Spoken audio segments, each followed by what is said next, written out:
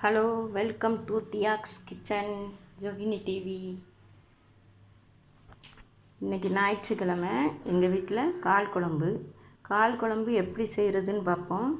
First நல்லா வாட்டின காலை வாங்கி வச்சுக்கணும். இப்போ கால்லாம் ரொம்ப ரேட் சொல்கிறாங்க. கிலோ 500 ரூபாவாம் எங்கள் ஊரில். முந்திலாம் அப்படி சொல்ல மாட்டாங்க, காலுக்கு தான் விலை. இப்போ கிலோ கணக்கில் மாறிட்டு இப்போ கால் வாட்டின காலாக நல்லா பருங்காலாக வாங்கி ஒரு அரை மணி நேரம் நல்லா ஊற வச்சு அந்த கருப்பு கலர் கொஞ்சம் போயிடும். அதுக்கப்புறம் நீங்கள் அதை எடுத்து நல்ல தண்ணியில் கொஞ்சம்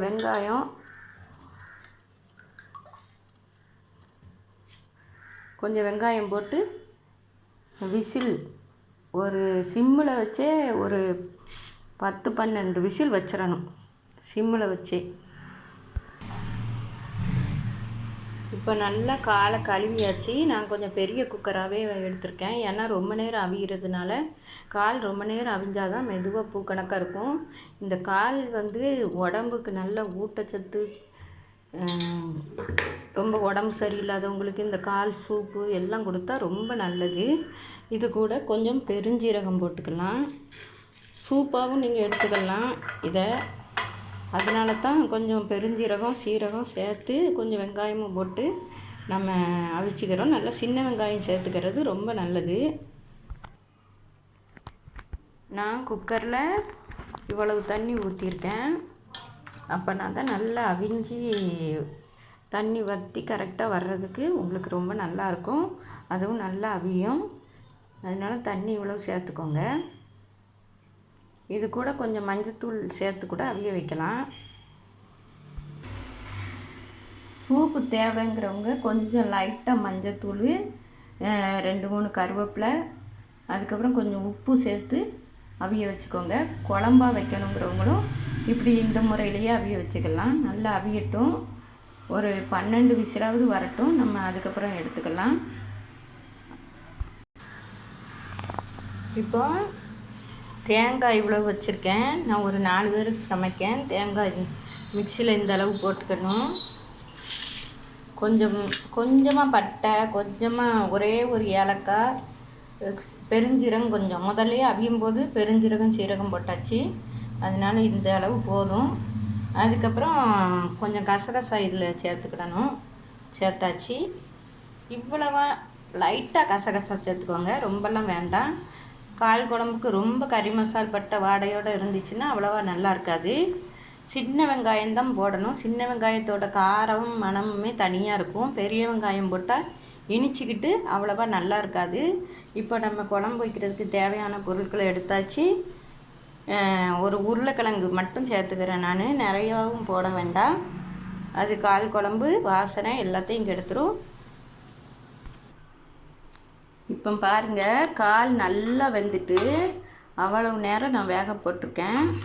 இந்த பக்குவத்தில் நல்லா வெந்து அந்த தோல் அப்படியே லைட்டாக கலண்டு வர்ற நிலமையில இருந்தால் தான் நம்ம அந்த காலை எடுத்து சவைக்கும் போது எலும்பு கூட சவப்பட்டுரும். எங்கள் ஊர் பக்கம் கத்திரிக்காய் எல்லாம் போடுவாங்க. நம்ம கத்திரிக்காயெல்லாம் போட வேண்டாம். 2 முருங்கைக்காய் துண்டு கிடந்துச்சுது, அதை மட்டும் போட்டுக்கலாம். இந்த தக்காளியை பொடியாலாம் நட்ட வேண்டாம். நல்லா அப்படியே நசுக்கி பிசைஞ்சு போட்டுக்கலாம். தக்காளியை போட்டாச்சு. சின்ன தக்காளியாக ஒரு 3 தக்காளி எடுத்தேன். அந்த 3ஐயும் அப்படியே பிசைஞ்சு விட்டுக்கிறேன். இப்போ உள்ள தக்காளியெல்லாம் சரியாக வேக மாட்டேக்கு, முழுசாக மிதக்குது. அதனால தான் தக்காளியை இப்படி பிசைஞ்சு விட்டாச்சு. அதுக்கப்புறம் அந்த தேங்காவை அரைச்சி வச்சுக்கலாம். பாருங்கள், இது வீட்டிலையே அரைச்சி திரிச்ச மசாலா. அதனால் இது ஒரு 4 பேருக்குன்னா ஒரு 3 ஸ்பூன், இல்லைன்னா உரப்பு ரொம்ப வேண்டான்னு நினைக்கிறவங்க 2.5 ஸ்பூன் அப்படி போட்டுக்கோங்க. அதுக்கப்புறம் வத்தத்தூள் ஒரு ஸ்பூன் போட்டுக்கோங்க. நல்லா கொஞ்சம் அப்படி போட்டால் தான் காரம் நல்லா சுள்ளுன்னு குழம்பு சூப்பராக இருக்கும். காரம் குறைவாக வேணுங்கிறவங்க குறைவாக போட்டுக்கலாம். இந்த காய் வெந்து முடிக்கும்போது குழம்பு ரெடி ஆகிட்டுன்னு அர்த்தம். எப்போவுமே தேங்காய் முதல்ல போட வேண்டாம், கடைசியில் அரைச்சி வச்சுருக்க தேங்காவை கடைசியில் தான் கலக்கணும். இது கூட இப்படி ஒரு கை வெங்காயம் வெட்டி வச்சுருக்கிறது, சின்ன வெங்காயம், அதை ஆட் பண்ணிக்கிறேன். இப்போ குழம்பு நல்லா கொதிக்கட்டும். தேங்காய் இப்படி நல்லா மையாக அரைச்சி வச்சுக்கணும். இப்போ நல்லா குழம்பு கொதித்து நல்லா காஞ்சி ஒன்று போல் வந்த பிறகு இந்த தேங்காவை இதில் ஆட் பண்ணணும். ஆட் பண்ணிவிட்டு கொஞ்சமாக வெங்காயம் போட்டு தாளிசம் பண்ணி ஊற்றி முடிச்சிடணும். அவ்வளவுதான் குழம்பு.